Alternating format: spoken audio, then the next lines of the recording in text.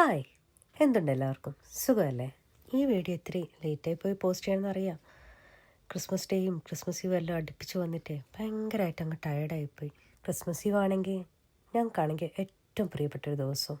ഞങ്ങളുടെ ഡിലിന് 3 വയസ്സായി. അവന് 3 വയസ്സായെന്ന് വിശ്വസിക്കാൻ പോലും പറ്റുന്നില്ല.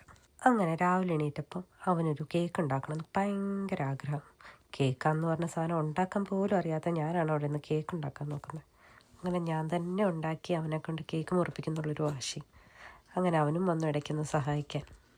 കുറച്ച് പേരെ പിറ്റേ ദിവസത്തേക്ക് വിളിച്ച് അവർക്കുള്ള ഫുഡും പ്രിപ്പയർ ചെയ്ത് അവൻ്റെ ഗിഫ്റ്റൊക്കെ റെഡിയാക്കാൻ വേണ്ടി ഫ്രണ്ട്സൊക്കെ വന്നു. അങ്ങനെ രാത്രി 12 മണിക്ക് അവനെ കൊണ്ട് ആ കേക്ക് അങ്ങ് ഞങ്ങൾ മുറിപ്പിച്ചു. Happy birthday, Dylan. Happy birthday, Dylan. Happy birthday, Dylan.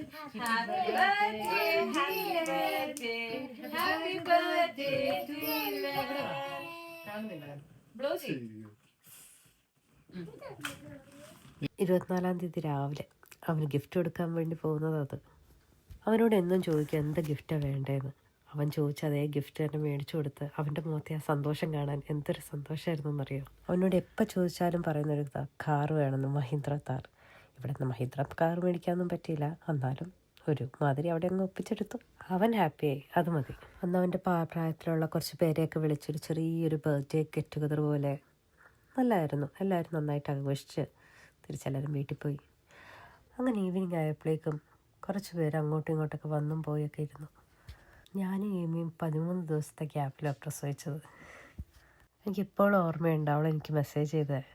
അവൾ സ്വപ്നം കണ്ടു ഞാനും പ്രഗ്നൻ്റാന്ന് പറഞ്ഞിട്ടുണ്ട്. ഒരേ സമയത്ത് 2 ഫ്രണ്ട്സ് പ്രഗ്നൻ്റ് ആവുമെന്ന് പറഞ്ഞാൽ അത് രസമായിരുന്നു. നല്ലൊരു മൊമെൻ്റ് ആയിരുന്നു ആ സമയമൊക്കെ. അങ്ങോട്ടും ഇങ്ങോട്ടും ഷെയർ ചെയ്യാനും നല്ലൊരു ബെസ്റ്റ് ഡേയ്സ് ഓഫ് മൈ ലൈഫായിരുന്നു അവന് പ്രഗ്നൻ്റ് ആയിരുന്ന സമയം. അവൻ്റെ ബർത്ത്ഡേ കുറച്ചും കൂടെ കളർഫുള്ളാക്കാൻ വേണ്ടി അന്ന് രാത്രി കരോളൊക്കെ വന്ന് അടിപൊളിയായി. നമ്മൾ ഈ പുറത്തുള്ളവർക്ക് ഇങ്ങനത്തെ കുഞ്ഞു കുഞ്ഞു കാര്യങ്ങളൊക്കെ വലിയ സംഭവമായിരിക്കും.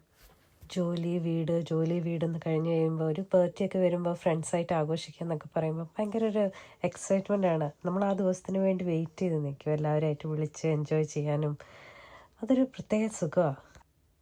അങ്ങനെ ഇന്നത്തെ ഒരു ദിവസം നല്ല അടിപൊളിയായിട്ട് ഞങ്ങൾ ആഘോഷിച്ച് ചില്ല് ചെയ്ത് അങ്ങനെ ഓരോ പ്രസൻസ് അവന് കിട്ടിയ ഓരോ പ്രസൻസും പൊളിച്ച് നോക്കി. അവൻ ഭയങ്കര എക്സൈറ്റഡ് ആയിരുന്നു ഓരോ സംഭവങ്ങൾ കാണാനും. എന്താ നോക്കി അതിനെക്കുറിച്ച് കൂടുതലായിട്ട് വിശദീകരിച്ച് കൊടുത്ത് ഭയങ്കര അടിപൊളിയായി. അങ്ങനെ ആ ദിവസം നല്ല ഭംഗിയായിട്ട് തീർത്ത്